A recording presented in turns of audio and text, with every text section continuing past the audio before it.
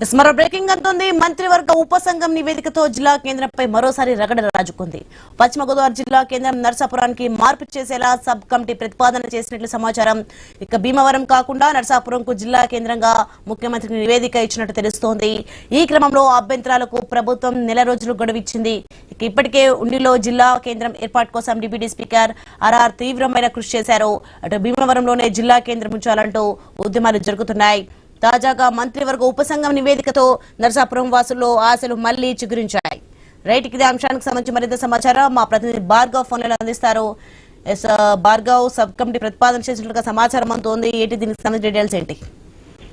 అటు పశ్చిమ గోదావరి జిల్లాలో ప్రధానంగా నర్సాపురం పార్లమెంట్ కు గతంలో నర్సాపురమే అందరూ జిల్లా కేంద్రం వస్తుందనుకున్న నేపథ్యంలో కూడా 2022లో వైసీపీ ప్రభుత్వ హయాంలో కూడా భీమవరం జిల్లా కేంద్రంగా కూడా తీర్పు ఇస్తూ కూడా అటు గెజిట్ విడుదల చేశారు.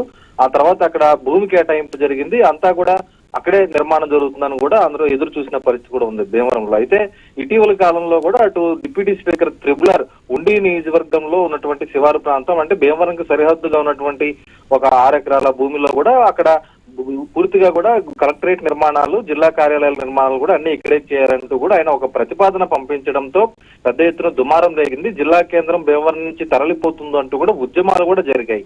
ఈ తరుణంలో భీమవరంలో ఉంటుందా జిల్లా కేంద్రం లేకపోతే ఉండిలో ఉంటుందా అంటూ ఆసక్తిగా ఎదురు చూస్తున్న నేపథ్యంలో కూడా అటు తాజాగా మంత్రి వర్గ ఉపసంఘం ఏదైతే ఈ జిల్లా కేంద్రాలకు సంబంధించి పునర్విభజనకు సంబంధించి రాష్ట్ర ప్రభుత్వం నియమించిందో ఆ కమిటీ ఇచ్చినటువంటి నివేదికలో నరసాపురానికి జిల్లా కేంద్రంగా ఉంచాలంటూ కూడా ఆ నివేదికలో పొందుపరిచినట్లు మనకు సమాచారం అయితే అందుతోంది. దీంతో ప్రస్తుతం ఒక్కసారిగా కూడా పశ్చిమ గోదావరి జిల్లా ప్రజల్లో తీవ్ర చర్చనీయాంశంగా మారింది ఈ నివేదిక.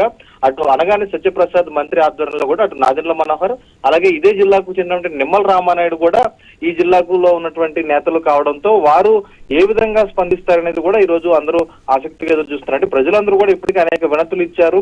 భీమవరంలో ఉంచాలంటూ కొంతమంది, అలాగే ఉండిలో ఉంచాలని చాలా మంది కూడా వినతులు ఇచ్చినటువంటి పరిస్థితి కూడా ఉంది. ఈ తరుణంలోనే అటు నర్సాపురానికి జిల్లా కేంద్రం అంటూ కూడా మంత్రివర్గ ఉపసంఘం నివేదిక ఇవ్వడంతో మరి దీని ఎఫెక్ట్ ఎలా ఉంటుందనేది కూడా ఎదురు చూడాలి. ఎందుకంటే ఇప్పటికే మాజీ ఎమ్మెల్యే గ్రంథి శ్రీనివాస్ కూడా అవసరమైతే న్యాయ పోరాటం చేస్తారంటూ ఆయన ఒక సవాల్ కూడా విసరడం జరిగింది కూటమి ప్రభుత్వానికి. తాను మంత్రి పదవిని త్యాగం చేసి జిల్లా కేంద్రాన్ని భీమవరానికి తీసుకువస్తే దాన్ని ఉంచుకోలేకపోతున్నారు కూటమి నాయకులంటూ కూడా తీవ్ర ఆరోపణలు చేసిన పరిస్థితి ఉన్నది.